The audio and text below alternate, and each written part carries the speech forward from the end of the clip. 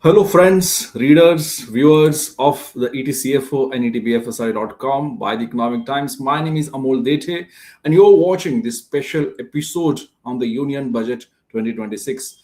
Friends, in fact, this is the last episode of the pre budget live session series. This is the fourth episode. Please remember, every year we conduct pre budget discussions live in January. We bring the change makers, the leaders, the BFSI, and the finance world and try to learn from them what path the government should choose or how government should approach the union budget.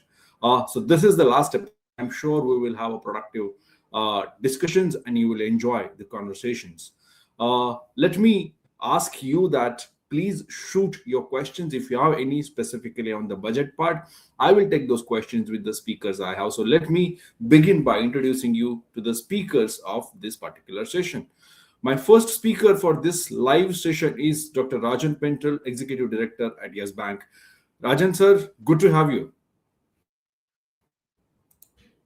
Oh, it's my pleasure. Good afternoon, everyone. It's always a pleasure for this conversation and involved in a very interesting conversation around the budget where certain things are known and certain things are yet to open up.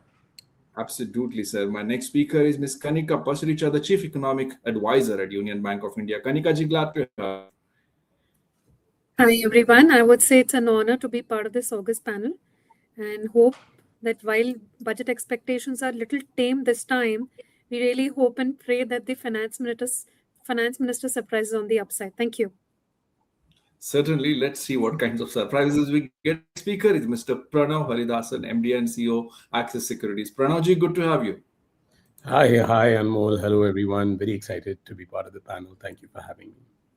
Sure. My next speaker is Mr. Prithvi Chandrasekhar, the CEO of Consumer Finance Incred. Prithvi ji, glad to have you. Hello, Amol. Hello, panelists. Great to be here. Looking forward to a good discussion and a very positive, long-term oriented budget. Sure. Sure, Prithvi ji, your frame is quite positive from the BKCI case. My next speaker is Mr. Kaushal Shah, the Managing Director and Head Equity Capital Markets, Kotak Investment Bank. Kaushal ji, good to have you. Thank you. Good to have and good to be part of this particular panel. There's always a lot of expectation from the budget, and we'll see how this budget helps in terms of, at least at this point of time, the point of discussion has always been markets. But I think beyond markets, let's see what the industry take is from the budget.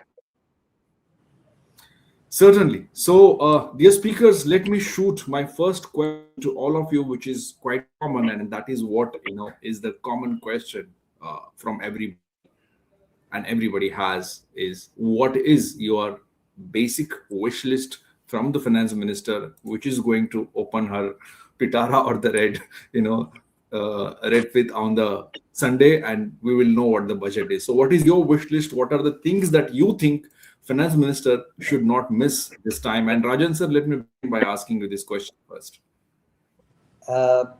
Now, the fact remains is that our previous few budgets have been very forthcoming. And there is a lot of clarity in terms of the layout and the movement, forward-looking movement by the budget expectations and fulfillments. And as we started the discussion, there is actually, for the first time, we all speakers will be falling short in terms of what is the expectation, except that we need to fuel the economy. We need to have the capex coming in. Largely the private capex, and we need to work on the employment generation, skill development. We have seen tax rebates, we have seen all those kind of things, right? But two parts which are extremely important: how do we keep the deposit mobilization on, and what kind of support can come from the government, and the last being where we as a country, like the rest of the world, is going to face Mr. Trump, and how do we insulate some of our sectors, and how we redeploy some of the resources which are today into a sector where the export is happening over there. How do we come for their rescue, and what is it we do? How do we help them to expand their reach and network. So these are easier said than done, but would be very critical to see what we can. We have seen tax slabs being changed. We have seen the liquidity interventions. We have seen GST rationalization. So now I can only say two things very clearly. One, the economy has to go, consumption has to go up, right? Now, what all factors within limited scope you can expect from the government would actually be very interesting to see. Okay, I think that was good to begin with, specifically from a banker's perspective. Let me bring another banker here, but who's an economist and maybe give a better perspective on the economy front. Kanikaji, please go ahead and share your wish list. So thanks a lot, Amol. And I would, I can't agree more with Dr. Painter when he talked about that. Of course, budget as a document is important, but still the government is like compliments to them. They're pushing for reforms outside the budget as well. Now, most important from an economist point of view is fiscal, because budget is at the heart of it is actually a fiscal policy balance sheet for the government. And there actually we see that the pace of fiscal consolidation needs to slow down.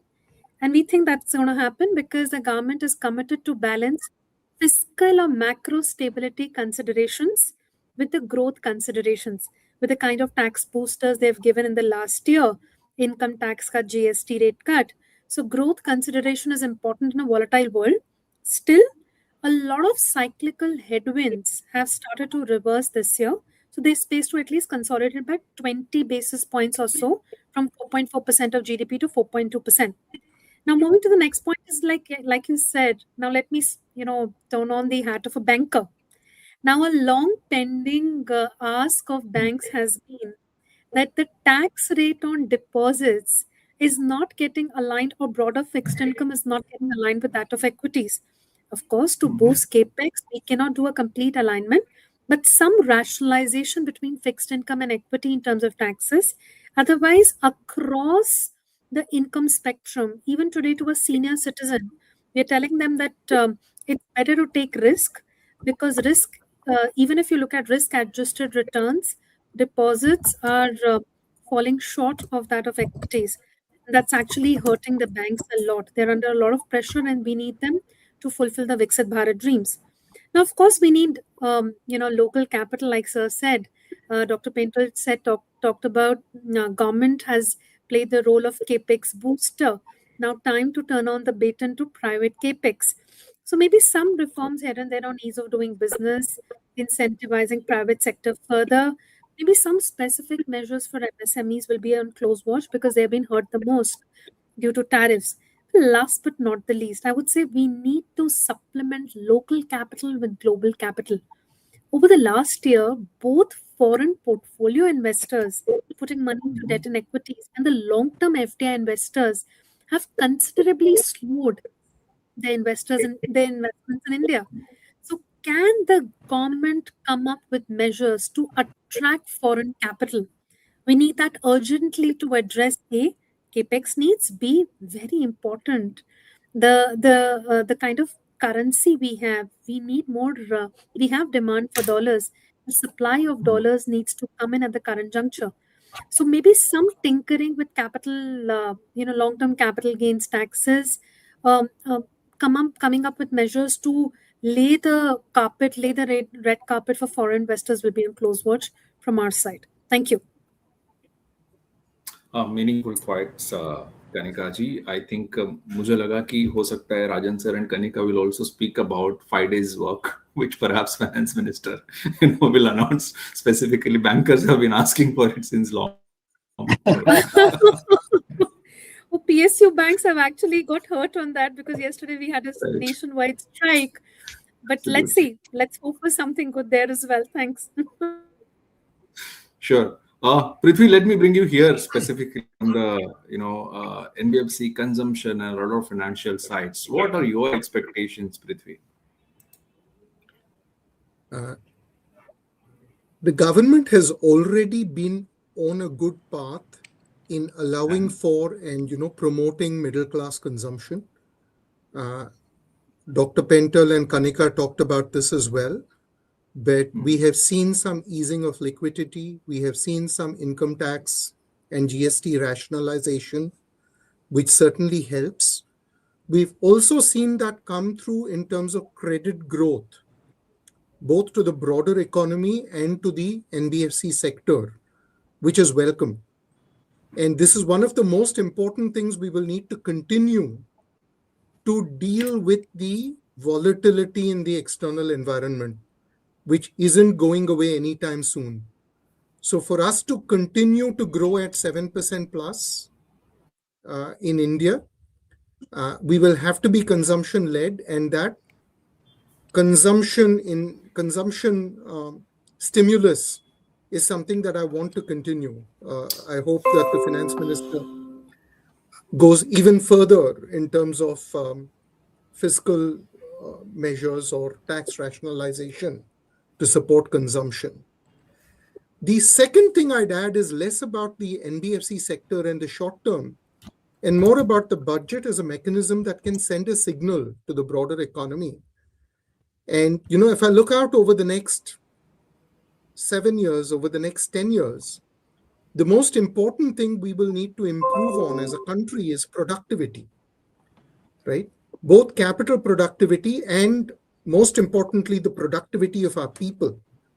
And we sometimes shy away from this by talking about education, but actually getting down to we need more work produced per hour or per rupee of cost is something that I would love for us to focus on and for the finance ministry to lead the agenda on.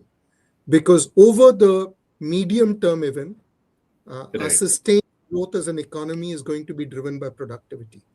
Right? Consumption will take us through to the 5-year mark, 7-year mark. From there on, we will need that productivity to come in. Kanika, this is a very economist point. You may want to add to that. So sure, noted your points. Prithvi, let me go to Kaushal. Kaushal, first, obviously, is a wish list. Many topics have been covered, but I still wanted to add the wish list. And also, please add specifically from your perspective in terms of what is it that the government should do now, so that the foreign investors will find Indian market more attractive. Of course, Indian story is picking up, no doubt about it. But what is it that the red carpet theory, which Kanika just mentioned, should government focus on specifically in this budget so that the foreign investors will find India far more attractive than anyone else? Yeah, thank you.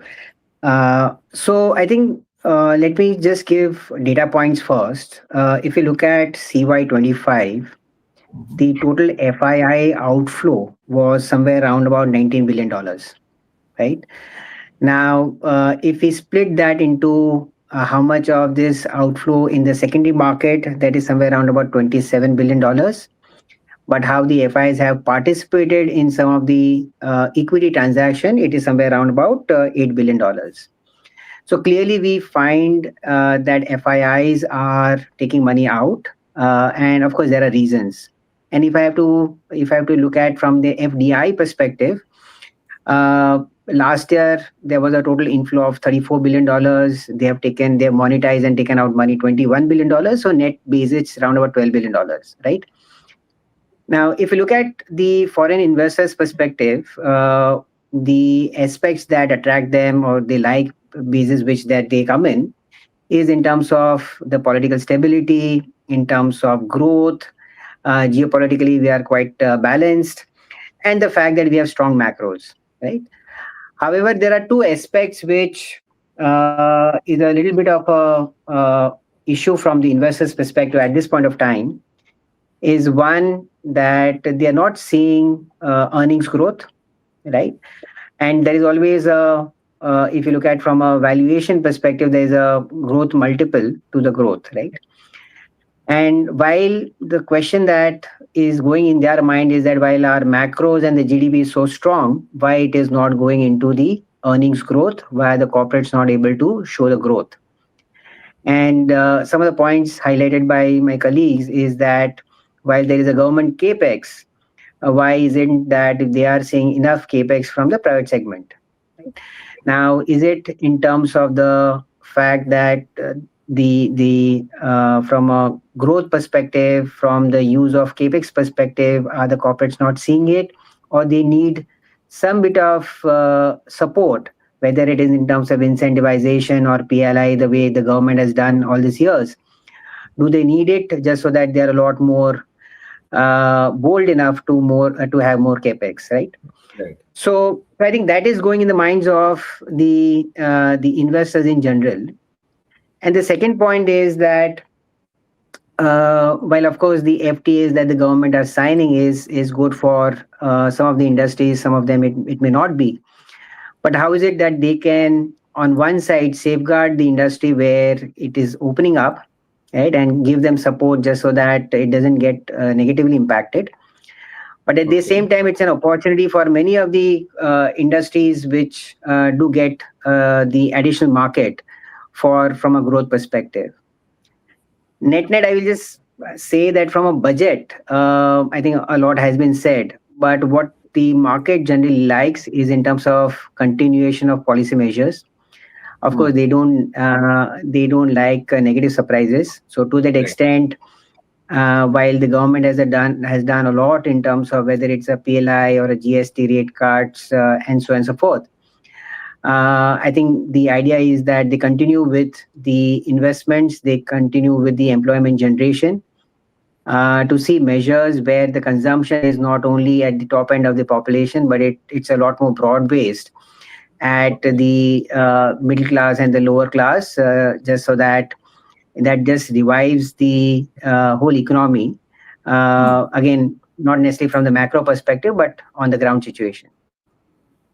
Certainly, Kaushal. I think noted your points. Detail one. Pranav, let me bring you here into the conversation. Thanks for your patience. The question is obviously first part, what is your wish list? And more importantly, like Kaushal also mentioned, while we are believing a lot in India's story, but FPI, specifically the foreign investors, are pulling out.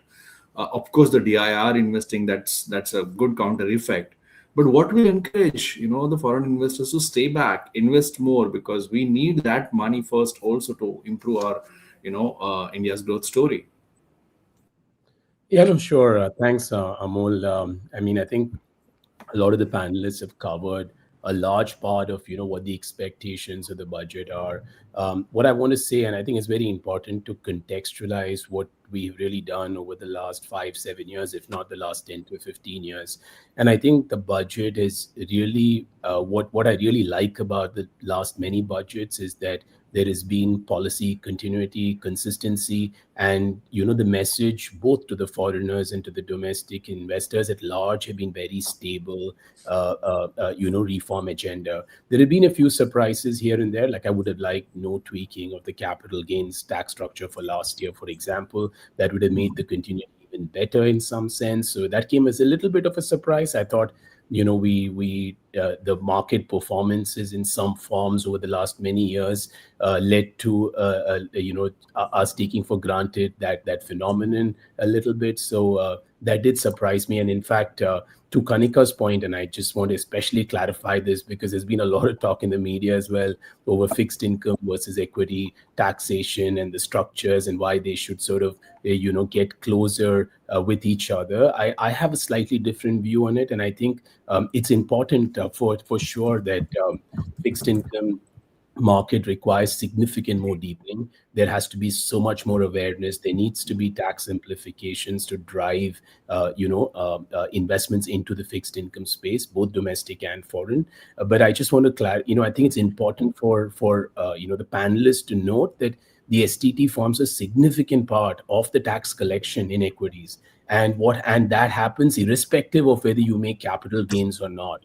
So when you add STT along with capital gains, it's actually a significant amount of taxation that investors charged in their hands when he actually enters the market or exits. So that's something which we need to keep in mind. And when you add both and you pay STT irrespective of whether you make gains, and as a result, there is that needs to get adjusted for.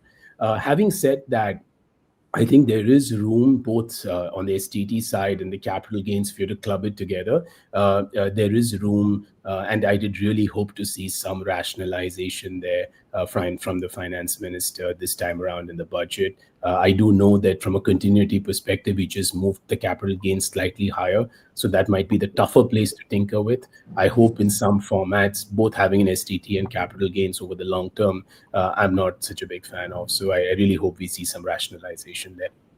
Coming to, I think some of the things that we've done this year, and I think what is also good is that we're not really waiting for the budget to see policy reforms. There's been a lot that's happened this year, especially on the taxation, on the GST side, also in direct taxes we saw some time back. Some of the transmission, I think maybe we need to see more acceleration there in terms of, both consumption picking up. We did see last budget as being a little more consumption tilted than CapEx, I would imagine. And I really hope that balance, from the intent point of view, we continue to, show very strong intent towards CapEx and CapEx formation, because job creation is a critical part of how we will also drive consumption. So I think both needs to really come through, and that balance in this budget will remain very, very important.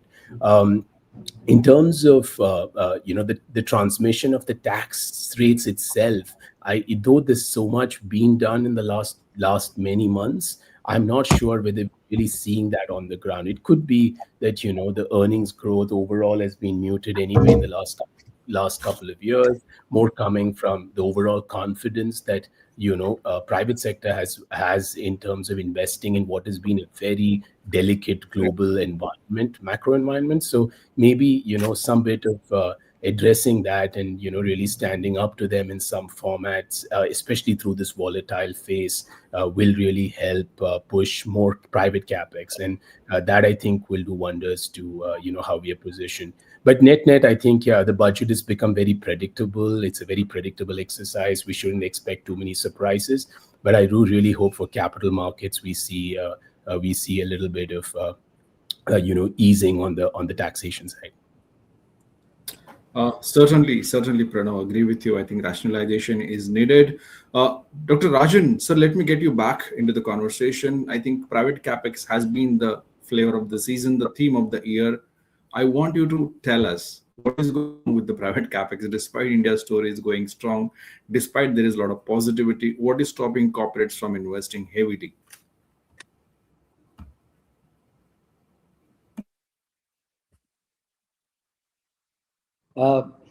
Before I answer this, I would just like to go back on that wish list. So one of my wish lists, which can the freebies be stopped? I know it cannot be, but since you said wish list, am I audible? Am I audible to all? Yes. Am I audible? Yeah. Yes, so Rajan. Wish Yes, list, we can hear you. so I would like.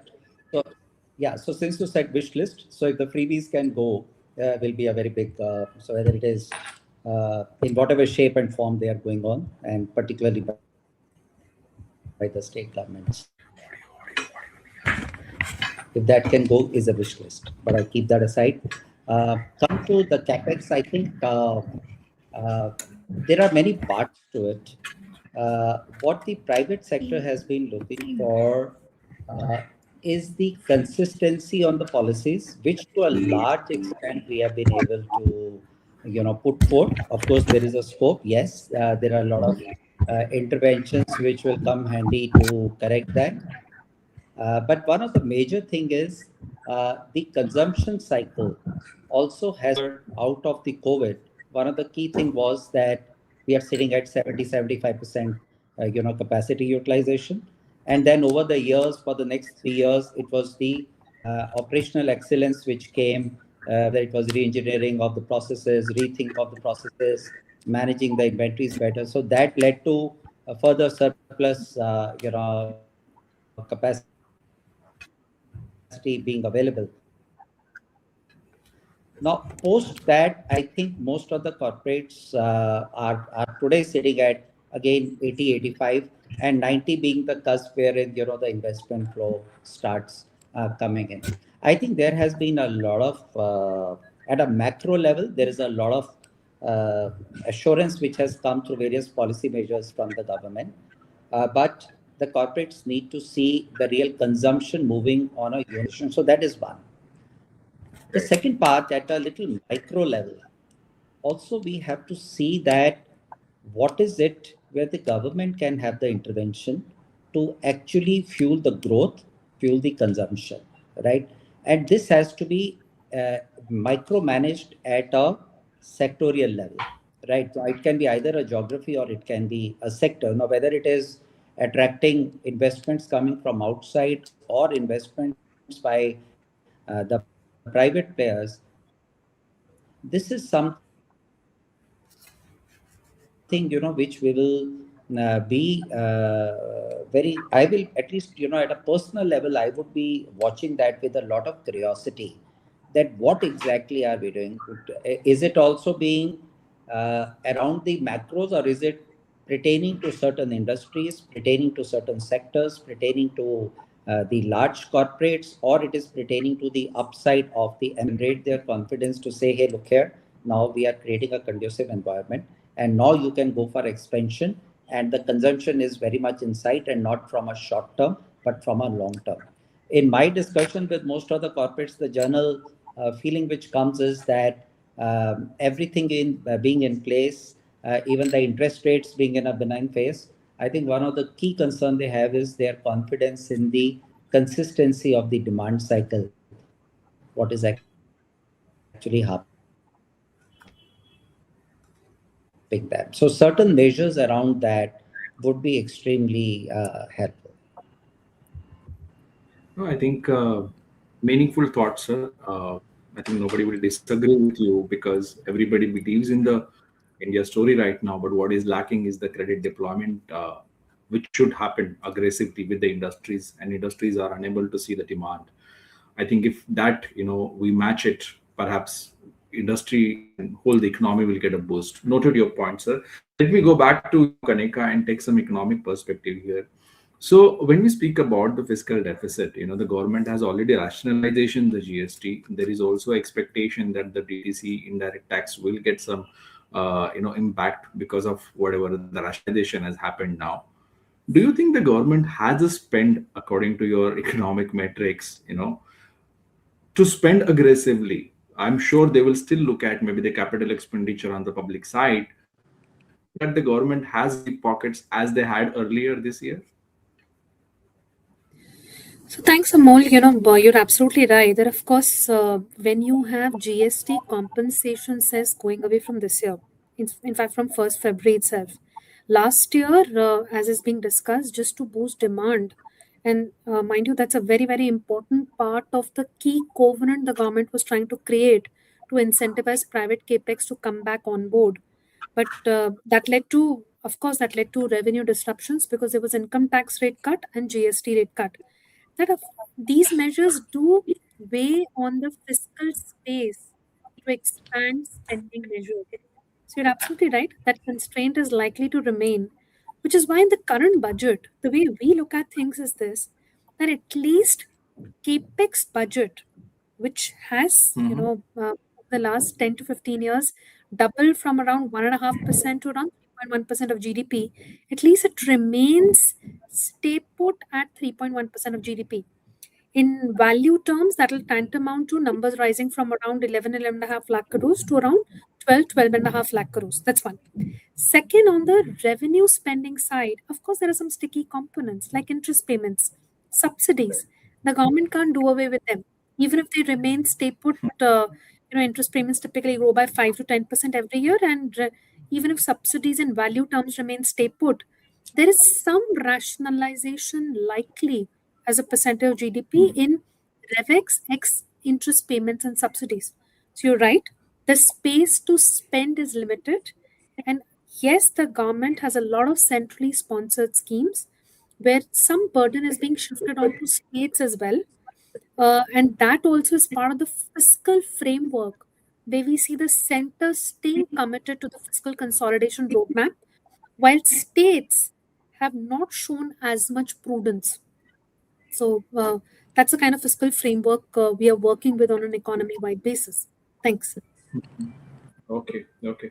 Prithvi, let me bring you back specifically on the consumption side. You heard Kanika. Kanika, just to add to your point, because this is... Sure, sir. Go ahead. No, go ahead. Yeah. No, I was just trying to say to what Kanika said, this new plan to actually look at the state governments to come forward and show their growth trajectory on prudent means also means that the GST loss which they had post the rationalization of GST, they have an opportunity to catch up with that. So that is extremely important. So tier one, if it is the central government, tier two, if these are the state governments, they have to actually move in cohesion, and that is what will also keep the pace on. Sorry for the intervention. No, I think that was a good addition point. Thanks for adding that. I mean, good addition. Prithvi, on the consumption side, we are talking a lot. Consumption will drive the economy and everything. How do you see, because you come from a consumer finance background, right? I mean, how do you see the whole consumption story currently in urban and rural India? Government has taken many decisions specific to GST rationalization, taxation rationalizations. Do you think that is actually working specifically? Is your observation? And if that is not working, maybe what do you suggest specifically to boost the consumption going ahead? So I do think it's working. Consumption Mhm. growth is strong and stable. Mhm. And in the data, I see it, nationwide. It's not just a metro phenomenon. There's consumption growth in every corner of the country. So I do think it's working. To the earlier point about continuity, what I want to make sure is that we have continuity.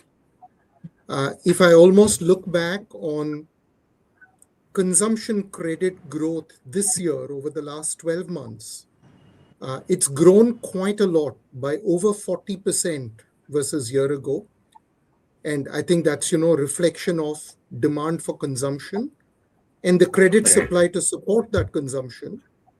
The previous year, it had actually shrunk, right? The previous 12 months, right, between 2024, 23 and 24, it had shrunk, which, was a bunch of restrictive measures that had been put in from a policy viewpoint, both by the RBI and by the finance ministry.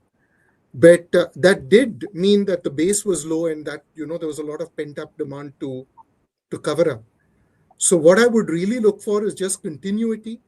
I think the government has acted very proactively with, risk weightage, credit, liquidity supply, GST rationalization to support consumption. And I think the best Hmm. thing we can do is, continue down that trajectory. So at least for Right. the next few years, consumption continues to support the economy. One wish I would have from a consumption Hmm. viewpoint is encourage more innovation, right? We've had some Hmm. fantastic innovation in fintech in India, things like Hmm. UPI, and even less talked about things, the credit bureaus, account Right. aggregator. And over the last few years, I think we've really consolidated on those gains. We want to, have the next wave of such gains coming through. And there's a lot of Okay. innovation possible with, data on education, on vehicles, on property, all of that coming into the fintech ecosystem, more broadly, the banking ecosystem, to enable Hmm. responsible credit supply and therefore Hmm. continued growth of consumption. And I think every budget, every policy announcement is an opportunity for us to enable that. So, Certainly, I think noted. Those were the meaningful thoughts, Prithvi, no doubt about it. Uh, because consumption has become an integral part. If you want to boost the economy, no doubt about it. Let me bring Kaushal back here specifically on the IB side. Kaushal, IPO market has rebounded, no doubt about it, and I see a greater pipeline this year itself. Going ahead. But if we were to look at M&A activities, IB activities, corporates, again, the private capex is low. People are coming to market to raise more funds, not going to the traditional ways, perhaps the banks. And they're still complaining about maybe the taxation, maybe the ease of doing business and everything. Considering now the geopolitical tensions and everything, what do you think government should do to repudiate and reduce the burden on the corporates, which will help, in fact, investment banking to push M&A activities to flourish, and more importantly, foreign investors. Again, you mentioned here, but specifically, to push the whole private capex cycle going ahead. Yeah. So see, if you look at from a private investments perspective into India or in terms of the Indian targets, I think the whether it is the strategic investment or the private equity investment, they have been doing that quite regularly over the years. However, I think one thing that the investors ask for is a clarity, and again, the same point talked about is in terms of the continuity of the policies. Now, what has impacted, say, some of the private equity investors in the recent time is the judgment with respect to what is the how relevant is the TRC and the Supreme Court judgment that came with respect to Tiger Global clearly has raised concerns with respect to the investors in terms of the process that they have been following till now. And to that extent, the question is that what is the right way, what is the right format in terms of operating? Now, when these investors have a clarity and a continuity, it makes life simpler. They can focus on business and not in terms of the process or not in terms of the taxation. So I think that is one point that is very clear from the investors' perspective, that they need to take out the procedural aspects, more of the taxation aspect out of the way, and let them focus on the business part of it and the investment part of it. So I think that is one point, and if there is clarity, whether it is in the budget or later on, I think that will only help the investor community. I think the second important aspect is I think what the market needs is a lot more, I would say, a stable environment, because what they don't need is a volatility. Now, volatility can come from whether it is aspects which are not in our control, whether it's a geopolitical aspects or the otherwise. Or in terms of the fact that, as we were discussing, that while the macros are so strong, why is it not showing up in terms of the EPS growth for the companies? And to that extent, whether it is the risk appetite of the corporates or whether it is a support that is required for the corporates to invest more, do more capex, is something that I would effectively leave the government to decide. But I think that is the second aspect that that is in focus, and in terms of converting how the government capex leads to in terms of the capex by the private sector. So I think that is the second aspect. The third aspect is that if you look at from the market perspective, I think today it is not a question in terms of the funds not being available. As highlighted, even the FIs, while on one side they have been taking money out, but when it comes to transactions, they are pumping in money.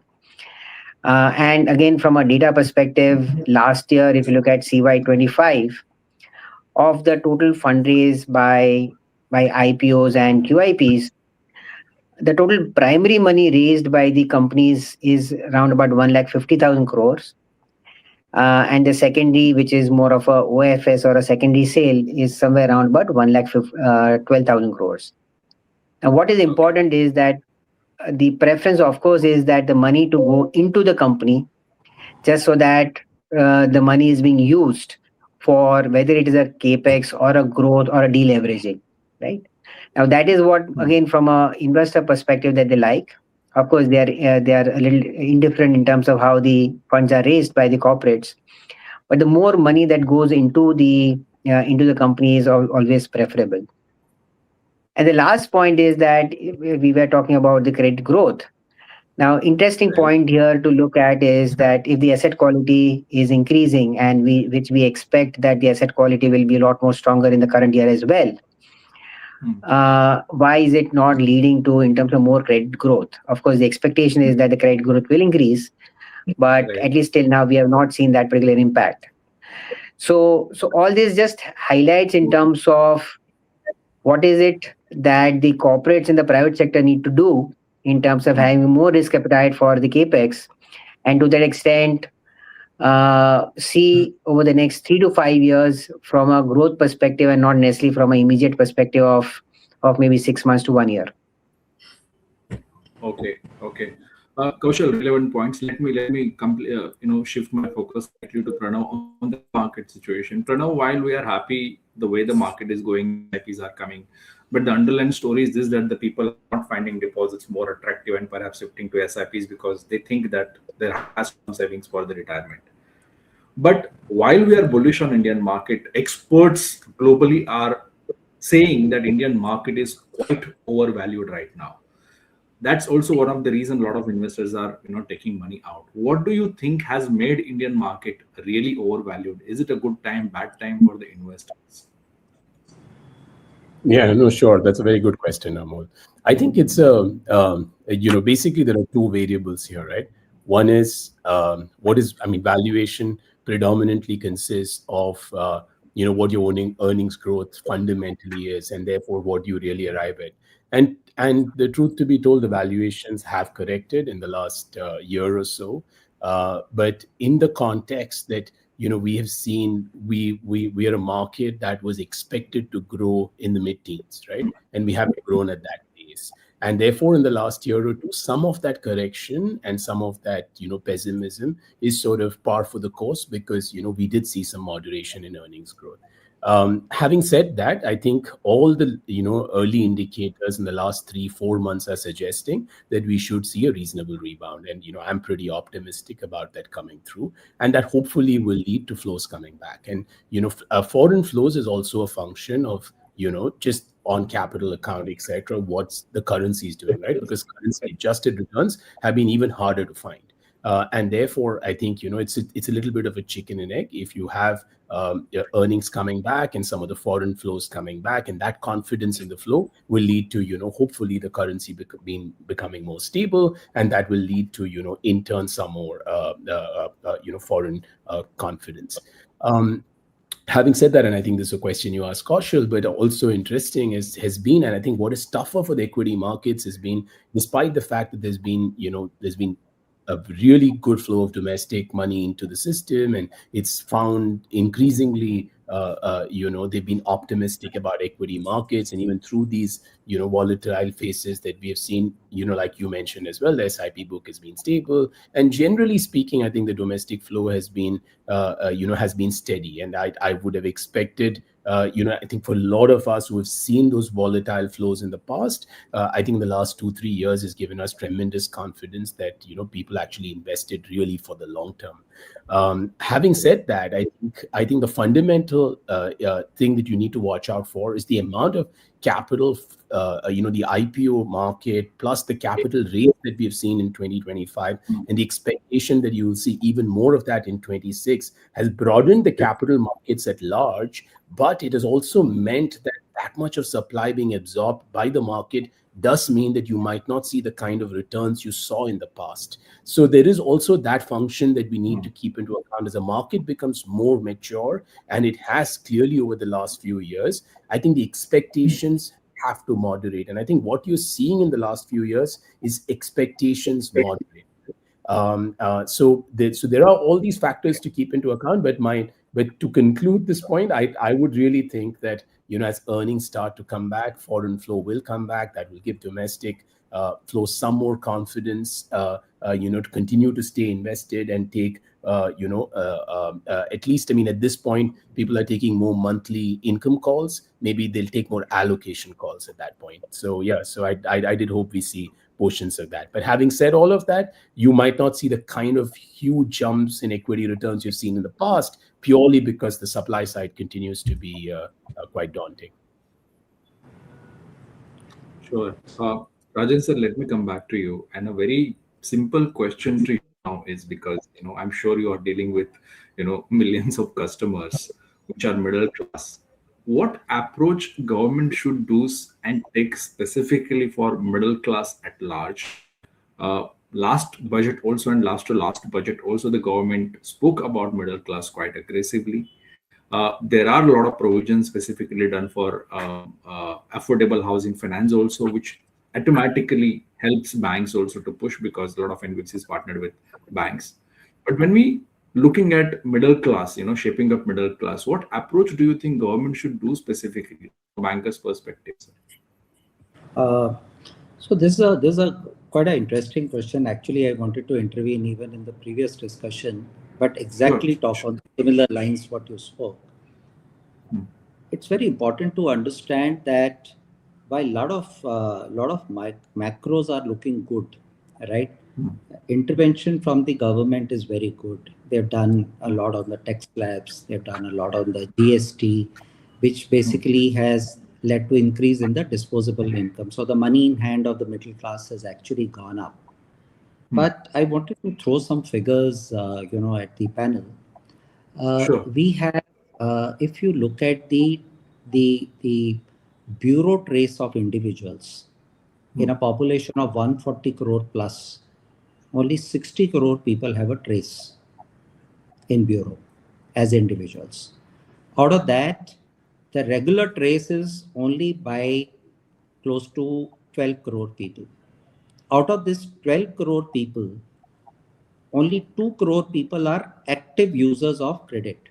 Now, it's not a matter of the customer coming to the bank or the bank or NBFC going to the customer, but this is the mass we are talking about. We are talking about 2 crore people only.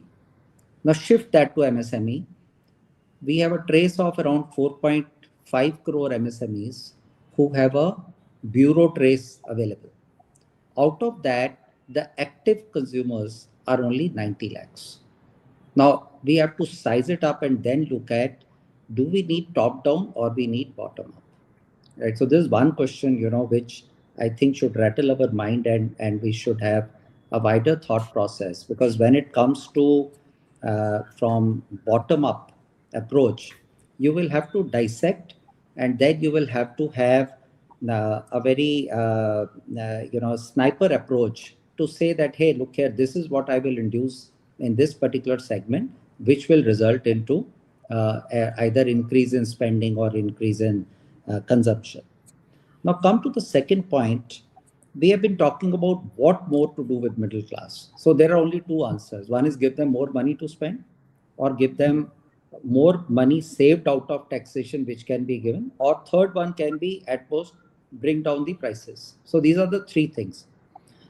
I think all three things have been done. But what is required right now is, how do we add on more people to middle class who are new consumers and who also contribute to the spent being made by the middle class, so-called middle class. Now, clearly the answers to that are, one is skill development, which is again a very, very important point. And if you go down to agriculture, I think there we need lot of skill development to enhance the productivity, enhance more money in hand. And this is directly proportional to how the corporates' confidence on the capex will also come. Two is, we have a lot of sectors which have got impacted due to the turmoil across the globe. Now, out of this turmoil, what kind of responsible positioning the government can take to go down to into those specific fields? Take example of textile, and these are some of the industries which have a huge employment at place. So what do you do? Either you deploy them into something, or you do skill development, or you give boost, or you actually handhold that and help them to serve new markets. So these are various measures which will widen the so-called middle class into that consumption population which is spending the money. So a lot of focus has to. So we have done whatever we could have done in terms of money in hand of the existing segment. What exactly do we do in adding on and widening that segment is something which is going to be more important in India's run, not just for a year or so, but also in many years to come. One related point is, while we say that there is stability, there is credit stability, and things like that, please understand, we haven't seen the corporate capex coming in, and hence we have not seen large corporates or the upper side of the medium class who are at the cusp of becoming large corporates taking money from the banks. So where is the question of them behaving bad or good? Issue is there is they have hardly taken money, and hence there is hardly any repayment track record. Your retail segment has seen a turbulent phase in the last 1 year, and thanks to some interventions by the regulator and some corrective measures being taken by NBFCs and banks, and we are seeing slackening of that trend. So today that sector also is behaving well. Last but least comes to MSME, which is going to be the backbone of the economy, both from a consumption as well as from manufacturing, trading, etc., all the fields. We need a larger focus on that. And when I said there are only 95 lakh customers to 1 crore customers who have a easy access to credit at a reasonable cost, what is it we do to widen that? Now, I can go location specific, we can go industry specific, we can go sector specific, we can look at the sectors which are export oriented sectors. You can bifurcate it in many ways to come forward. Some by virtue of making money being available to them at affordable cost, and some by virtue of interventions which can increase their throughput or the productivity, right? One of the focus can be that go for all the MSMEs who are involved in, of course, on the supply chain basis, who are actually involved in Atmanirbhar Bharat, Viksit Bharat, who are involved in that. So can we pick them up? But some dissection and some focused approach to see that the output coming from each one of them cumulatively increases the consumption pattern, money dispersal, and also them playing an active role in the overall economy. And this is what will make India reach whatever we talk about 10 trillion or 20 trillion. So these are the fundamentals which we have to look at. So no broader level expectations on the budget, but these micro interventions, I think, are going to play a very important role, and not just looking at today, but also tomorrow. I think those were highly relevant and realistic points, and it's not just broader but quite specific one, because we are praising a macro story a lot, but micro has issues. And like you said, sir, out of 60 crore people who can be traced, only 2 crore people are there, who are in the market. Similarly, I had a CBDT chairman, former CBDT chairman, in my last budget episode. She said that out of 9 crore taxpayers, only 3 crore are actually paying tax, and 6 crores are just zero returns. So we have to look at the important numbers as well. So in a different way, only 3 crore people are running the country, perhaps, right? Noted your point, sir. I think time is slightly limited, but apart from now, Rajan sir has given a great view. I would like last story forward and start with Kanika, maybe 1.5 minutes each one of you. What approach specifically government should take to strengthen and shape up the middle class of India going ahead, and specifically starting with this budget? Kanika ji, please, let's start with you. Thanks, Amol. I would say 3 points. First is in this budget itself, because last year income tax cut, GST rate cut was all focused on the middle class. Government is cognizant of that. Policy continuity on these taxes important. That's one. Second, I would say I would agree with what Dr. Pentel said. Focus on MSMEs and the labor-intensive sectors, because some of these sectors have been affected by the US-India trade deal being delayed. We have not seen much impact, thankfully, last year, but maybe we get to see spillover effects this year. Compliments to government for India EU FTA, but these segments need to be the focus areas: labor-intensive sectors, MSMEs, textiles, gems and jewelry. They're all important. Last but not the least, we all talk about research development, skill development, education budget. If you see, for the last 2 to 3 budgets, the government consistently has been touching upon employment intensive and skill development schemes. Now, and in fact, in one of the budgets, I think not the last one, but last to last, which happened post elections, we actually saw a 5-year plan on incentive provision in the budget. What is the what was the target, and what is the actual outcome achieved till now? If some sort of a color can be given in the current budget, and maybe following up on the action plan further in this budget, even that would suffice at the current juncture. Thank you. Sure. Noted your points. Kaushal ji? Yeah, I think the way I would look at it is there's always a question about short term versus long term. And the way I would think about the middle class and the overall economy is to focus on investments. I think that continue. And the other aspect is that I think my colleagues mentioned about innovation, but whether it is innovation, whether it is R&D, whether it is pushing the middle class to come out with newer formats of business, newer formats of how the business happens, whether it is in terms of AI, whether it is in terms of the different industries. I think that is what needs to be pushed. Eventually, end of the day, short-term measures don't help. What is required in terms of creating a platform, which is where it'll come from, not only the investments but investments into what we can derive over the next 3, 5, 10 years. I think that is the need of the hour, which is already happening. But I think that is something that we should continue and focus a lot more on those aspects. Sure, Kaushal. Pranav?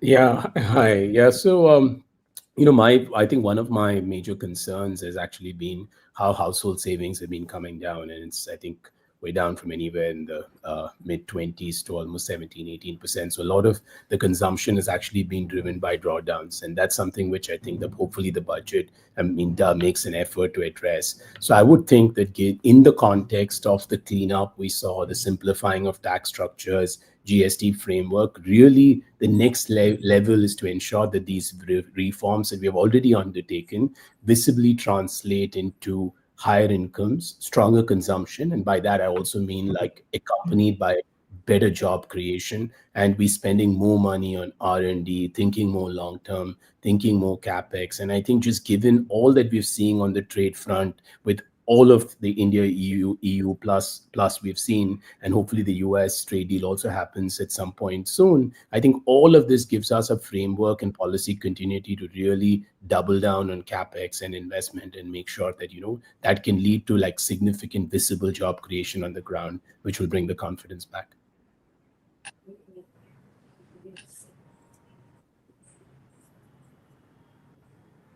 Sorry, Amol, you're on mute, I think. Can't hear you. Yes, Pranav, those were remarkable points. Prithvi, can you add yours as well? Final point before we're out of time. I think many of my colleagues have talked about the middle class and looking after them in terms of what we can do in the short term and what we can do in the long term.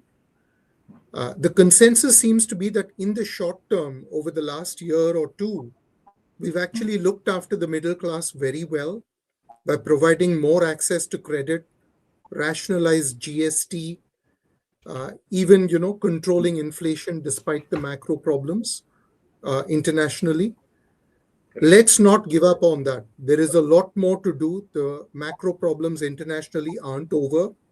Let's continue to support the middle class in maintaining consumption, even over the next year, 2 years. In the longer term, of course, it will be much more fundamental solutions like education, like more rational tax structures, like job creation, both through CapEx and through support for MSMEs. All of these things lift the entire economy. The middle class will inevitably benefit. My view is that we don't need to call them out specifically in the long term. The right thing for the economy will be the right thing for the middle class. To Dr. Pentel's point, many people who are not in the middle class will rise to that stratum automatically. But really, let's not leave it as job done in terms of looking after the middle class in the short term. Volatility will continue. Let's continue to support them from a credit access as well as from a money in their wallets viewpoint. That's it. Thanks, Sure. Amol. Yeah, sure, Prithvi. I think those were highly relevant points from all of you, and it was a productive discussion.